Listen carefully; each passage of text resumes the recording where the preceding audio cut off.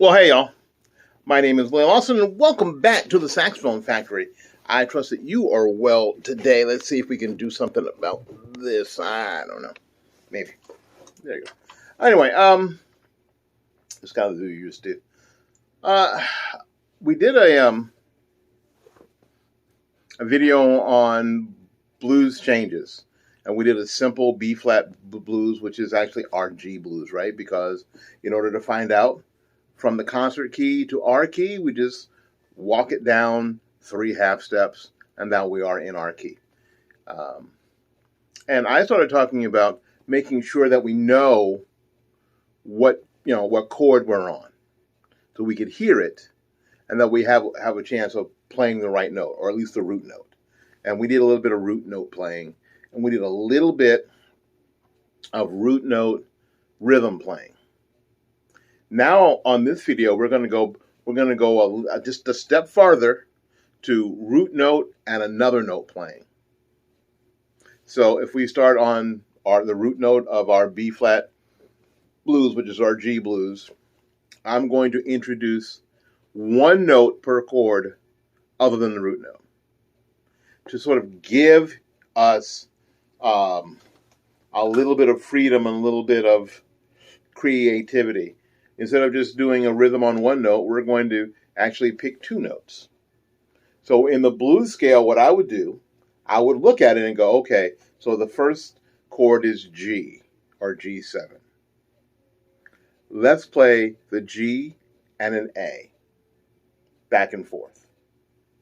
And the second one is the C7. I can play a C and a D and be okay.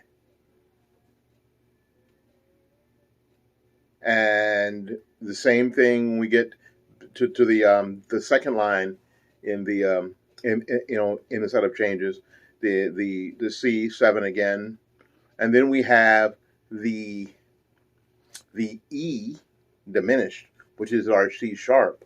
We can go ahead and play C sharp and D sharp, and you'll find that to be extremely cool and extremely interesting when we do it. And then back to the G and A. And then when we get to the chords where we have the B diminished and the E diminished, the E7, we can do those very quickly too, and that'll be cool.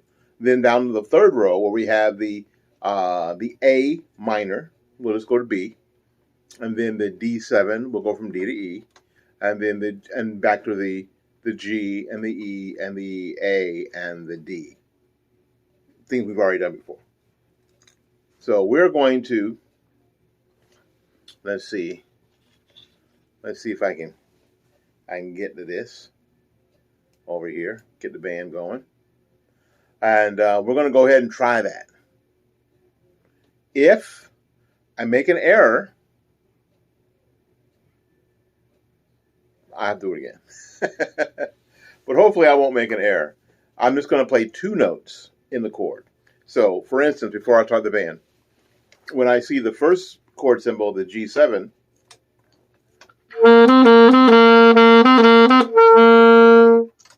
then the second one, which is C7, back to G7,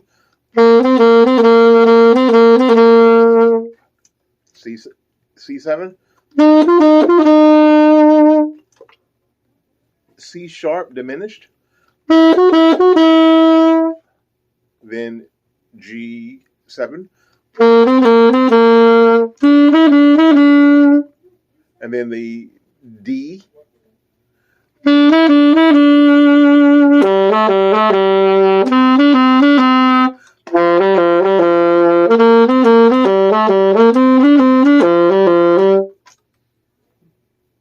hopefully I'll be able to do that when the band starts. And then you'll be able to hear how some of the notes sort of rub up against the changes in a really interesting way.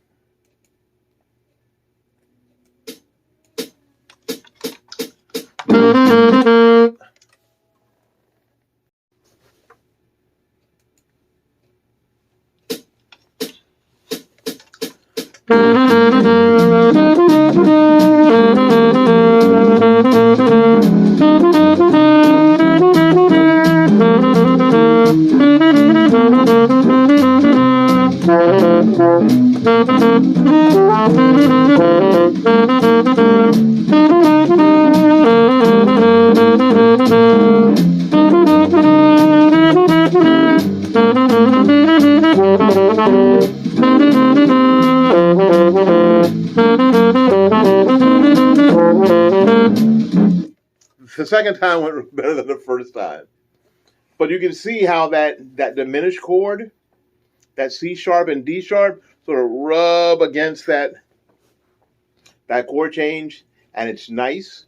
This is the benefit, the immediate benefit from, instead of trying to play a blues scale necessarily. Now, I ain't got nothing against the blues scale, but I think that we need to learn what the chord symbols mean. This is an immediate benefit, because obviously you can almost hear just by that very simple solo, you can hear the changes. You can hear when the chord changes.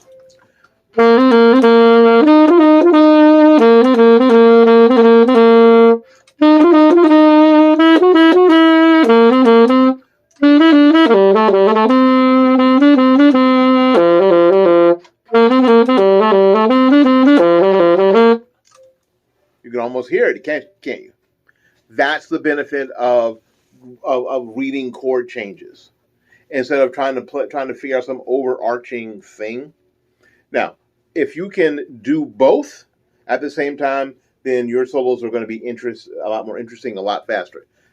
This way, not all that interesting, but correct.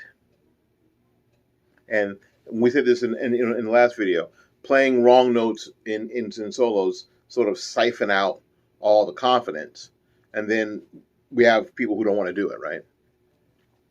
I want to make sure that you know that being able to play a jazz solo or do improvisation is something that every musician should do, no matter what instrument. You know, just because you don't play the saxophone, and you may play clarinet or flute or bassoon or oboe or violin or viola or, I don't know, double bass or bagpipes, there really isn't any reason why you shouldn't be learning how to improvise, especially improvise with jazz.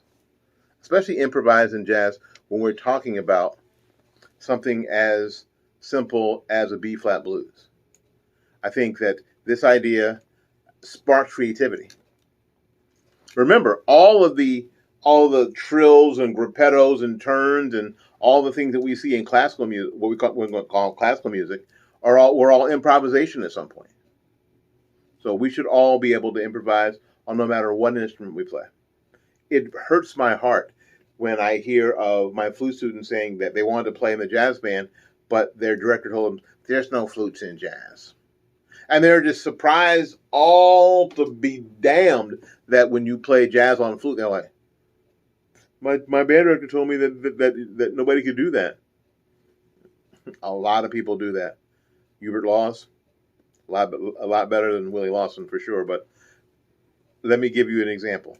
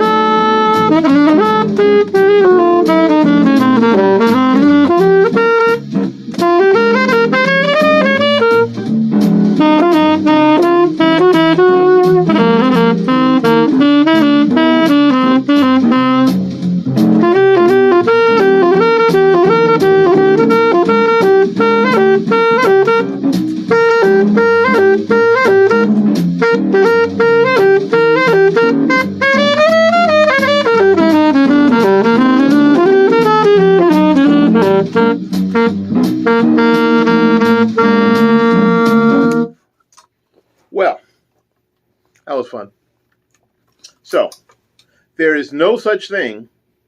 There is no such thing as a jazz instrument. No such thing.